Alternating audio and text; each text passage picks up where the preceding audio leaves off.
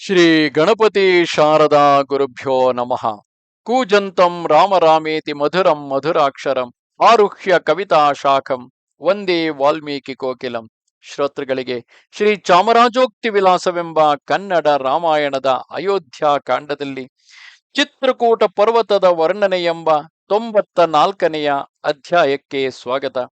ಇತ್ತ ಭರತನು ಶ್ರೀರಾಮಚಂದ್ರನನ್ನು ಕಾಣಬೇಕೆಂಬ ತವಕದಿಂದ ಭರದ್ವಾಜ ಮುನಿಗಳ ಆಶ್ರಮದಿಂದ ಹೊರಟು ವೇಗವಾಗಿ ಚಿತ್ರಕೂಟ ಪರ್ವತದ ಸಮೀಪಕ್ಕೆ ಬರುತ್ತಿರುವಂತೆಯೇ ಅತ್ತ ಚಿತ್ರಕೂಟ ಪರ್ವತದಲ್ಲಿ ಶ್ರೀರಾಮಚಂದ್ರನು ಸೀತೆಗೆ ಮನದಣಿಯ ಮನರಂಜನೆಯನ್ನು ಕೊಡಬೇಕೆಂಬ ಉದ್ದೇಶದಿಂದ ಆಕೆಯನ್ನು ಕರೆದುಕೊಂಡು ಚಿತ್ರಕೂಟ ಪರ್ವತವನ್ನು ತೋರಿಸುತ್ತಾ ಅಲ್ಲಿಯ ನಿಸರ್ಗ ಸೌಂದರ್ಯದ ವರ್ಣನೆಯನ್ನು ಮಾಡುತ್ತಿರುವನು.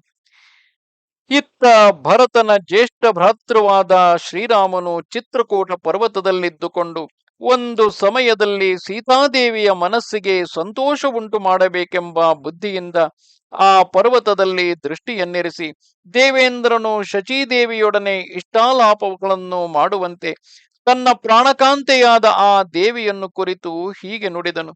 ಶೋಭನಾಂಗಿ, ಈ ಚಿತ್ರಕೂಟ ಪರ್ವತವನ್ನು ನೋಡಿ ನನ್ನ ಮನಸ್ಸಿಗೆ ರಾಜ್ಯ ಪರಿತ್ಯಾಗವನ್ನು ಮಾಡಿದ ದುಃಖವು, ಅಯೋಧ್ಯ ಪಟ್ಟಣದಲ್ಲಿ ಅನೇಕ ಮಂದಿ ಸ್ನೇಹಿತರನ್ನು ಬಿಟ್ಟು ಬಂದ ದುಃಖವು ತೋರದಾಗಿದೆ. ಸೀತೆ, ಈ ಚಿತ್ರಕೂಟ ಪರ್ವತವು ಸೌಂದರ್ಯದಲ್ಲಿ ಸ್ವರ್ಗಲೋಕವನ್ನು ಮೀರಬೇಕೆಂಬ ಬುದ್ಧಿಯಿಂದಲೋ ಎಂಬಂತೆ ಅತ್ಯಂತ ಉನ್ನತವಾದ ಕೋಡುಗಲ್ಲಿನಿಂದ ಶೋಭಿಸುತ್ತಿದೆ.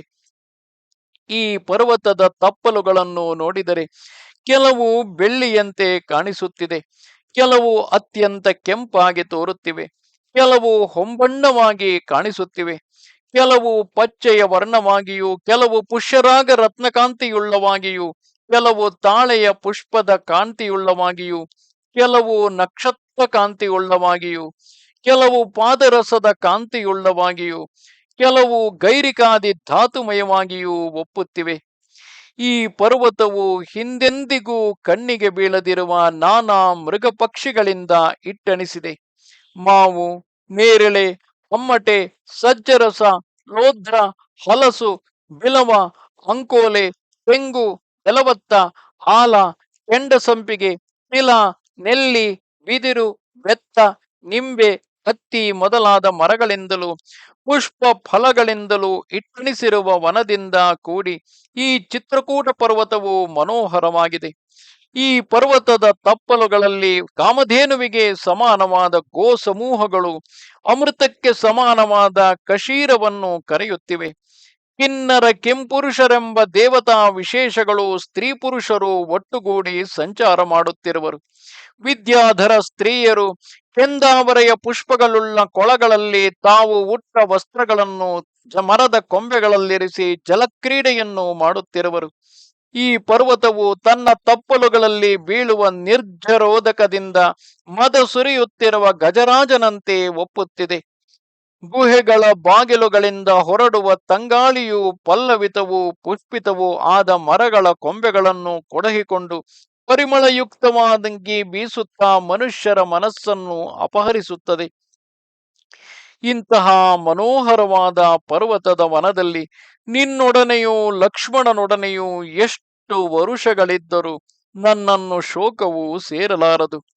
ಇಲ್ಲಿ ವನವಾಸ ಮಾಡುತ್ತಿದ್ದೆನಾದರೆ 2 ಕಾರ್ಯಗಳು ಸಿದ್ಧಿಯಾಗುವವು.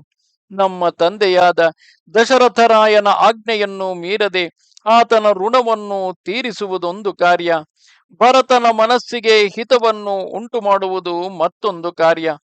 ವೈದೇಹಿ, ನೀನು ನನ್ನೊಡನೆ ಈ ಪರ್ವತದ ವಿನೋದಗಳನ್ನು ನೋಡುತ್ತಾ ಇದ್ದರೆ ಇದೇ ಸ್ವರ್ಗ ಸುಖವೆಂದು ಭಾವಿಸು.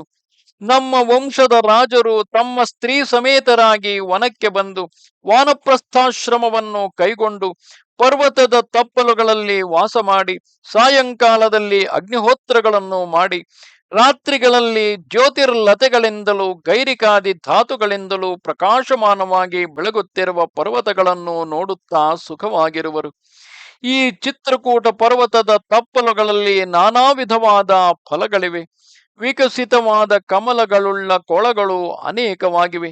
ಆದ್ದರಿಂದ ಈ ಪರ್ವತದ ತಪ್ಪಲಲ್ಲಿ ನಿನ್ನನ್ನು ಕೂಡಿಕೊಂಡು ಲಕ್ಷ್ಮಣ ಸಮೇತನಾಗಿ ಅನೇಕ ವ್ರತ ನಿಯಮಗಳಿಂದ ಸನ್ಮಾರ್ಗದಲ್ಲಿ ಸುಖವಾಗಿರುವೆನು ಎಂದು ಇಷ್ಟಾಲಾಪಗಳನ್ನು ಮಾಡುತ್ತಿದ್ದನು. ನಮಸ್ತೆ ಶಾರದೆ ದೇವಿ ಕಾಶ್ಮೀರ ಪುರವಾಸಿನಿ ತ್ವಾಮಹಂ ಪ್ರಾರ್ಥಯೇ ನಿತ್ಯಂ ವಿದ್ಯಾದಾನಂಚ ದೇಹಿಮೆ. ನಮಸ್ಕಾರ.